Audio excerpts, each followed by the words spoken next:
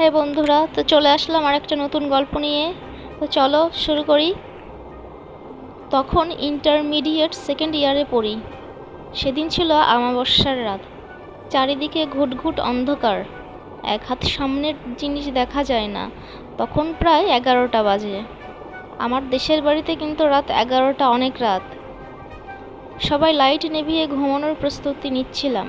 আমি রাস্তা দিয়ে হাঁটছি মানে বাসায় ফিরছি আর কি।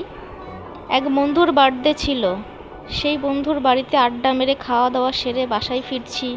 সব দোকানপাট বন্ধ হয়ে গেছে। রাস্তায় শুধু বিক্ষিপ্তভাবে 2-4টে কুকুর ঘোরাফেরা করছে।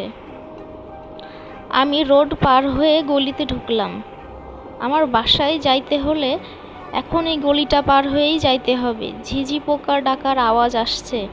কেমন একটা গা ছিমছিম ভাব। আমার অবশ্য ভূত